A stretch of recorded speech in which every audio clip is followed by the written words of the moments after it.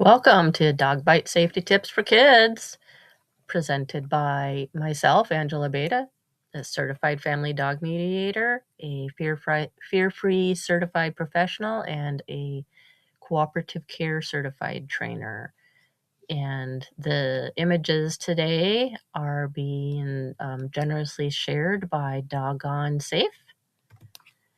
Tip number 1.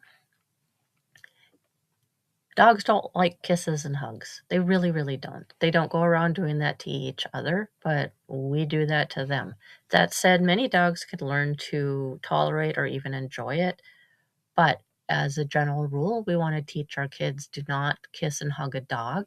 This is a really great way for them to get bit in the face, and we really want to avoid that. So don't hug or kiss the dog, especially if it's not your own dog. Number 2, if a dog confronts your child, teach your child to be a tree, have them stop, and then you tell them to fold their branches in. The image here shows them putting their hands down and folded. I prefer they do crossed arms and tuck their hands under their armpits to keep their fingers safe, and then they should look straight down at the ground so that they are not focused on the dog's face. And if the dog is cupping around to their face, they should shift their gaze to the side or something, just so they're not making any eye contact with that dog. Number 3, so if they get knocked down anyways, teach them to be a rock. So if they're folded up like you see in this image here with their belly protected and their neck protected with their hands, it can help keep them safe in the event they have a dog that is actually biting at them. And if it's just an overly friendly dog, now they're pretty boring. They're not very exciting because they're just laying there like a rock. And the dog often will just say, okay, I'm just going to walk away. Tip number 4, leave dogs alone that are sleeping or injured, or if they're very old, or if they have puppies, or if they have anything, if they're eating something, chewing something, whatever, leave them alone, especially if they're sleeping. Dogs sometimes, when they get startled awake, they come up and they bite because they're kind of like bite first, ask questions later as they're like trying to get their bearings as they're coming awake. So teach your kids to leave dogs alone that are sleeping and just give them plenty of space. Number 5, never approach a dog that is on a bed or furniture. Do not bother dogs in cars or behind fences, and leave chained dogs alone. So we don't want to bug a dog that's on its bed or on a piece of furniture or on your bed for that matter, because lots of times it's at face level with a kid, and that's just setting them up to get bit. And sometimes dogs will guard those spaces. So it's safer to teach kids to just kind of give space when a dog is up on something like that. And we don't want to bother dogs in cars or behind fences for similar reasons, because they might be guarding that space. They might lunge out of the car if the window's a little bit open, or they might bust through a fence. Just teach them to leave dogs alone that are in those situations. And if a dog is on a chain, they should definitely leave it alone. Dogs on chains feel very restricted and they can't necessarily do all their normal doggy things, and that's can be stressful for them and can create an aggressive response potentially. So just as a general rule, teach them that if the dog can't easily follow them, such as they're stuck in a car, behind a fence, or on a chain, that they should kind of walk away from them. Not run, but walk quietly away from them. Number 6, a safe dog is one that has a soft, relaxed, happy face and a wiggly body. Like this guy here. See, he's got this nice soft face. He's got like a smile on his face. His eyes are soft. His whole body looks just chill and relaxed. Basically, a dog that is happy just looks like a loose noodle with a big smile. Teach your kids how to recognize a dog that is happy and relaxed, because this is a safer dog to approach. Number 7, teach your kids to play safe games with a dog, such as fetch. because it doesn't involve the kid running around and getting knocked over by the dog. It doesn't involve rough play where they might accidentally get bit. And on the note of using fetch, use a chuck it so that they don't even have to touch the ball. If you're using a ball, they can just use the chuck it to pick it up. This keeps them from bending over in a compromised position. It keeps their hands away from an item that the dog might grab. So fetch can be really fun.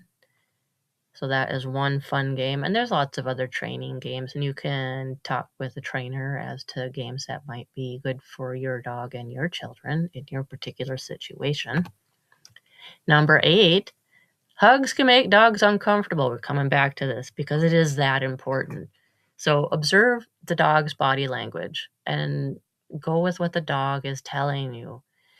And if their body language is saying, yeah, this is cool, they're going to be that loose noodle, that loose wet noodle that we were talking about a few slides ago.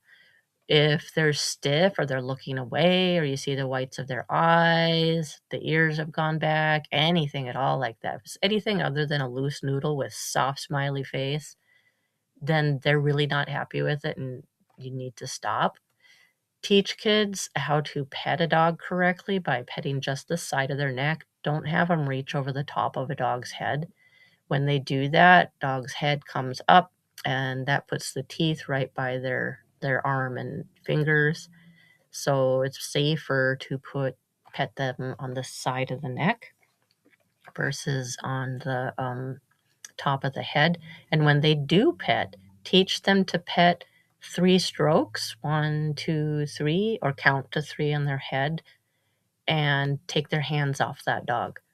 If the dog wants more, they will ask by nudging or leaning into the child. And if they don't want more, they will move away, or they won't nudge at all. Teach your kid to recognize what those signs are. That is a dog communicating clearly what they do and do not want. Number 9, don't play dress up with the dog unless it's under the guidance of a trainer.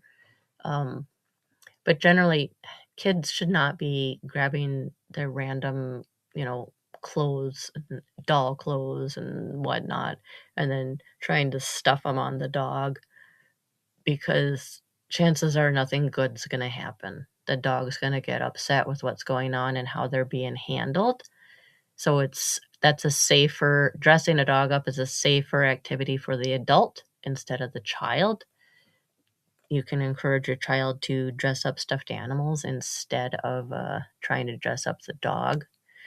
Remember, their dogs are not toys. They are living beings that have their own feelings, and they often don't like to play those kinds of games with kids. Number 10, always supervise interactions between children and dogs. This means actively supervising. Your eyes are on them. This does not mean you're in the same room on your phone or watching TV or cooking dinner. That's not actively supervising. Actively supervising is my eyes are on the child and the dog. I am 100% focused on what they are doing.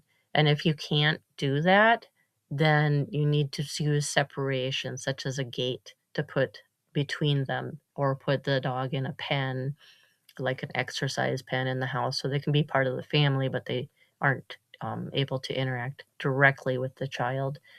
Safety is paramount.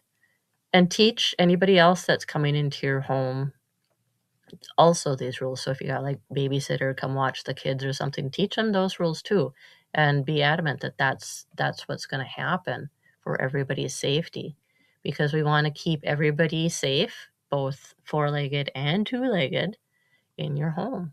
And that's the top 10 safety tips for kids and dogs to help prevent bites. And all those images there we just saw were provided by Doggone Safe. And you can go check out their website if you want, doggonesafe.com. They're pretty cool place.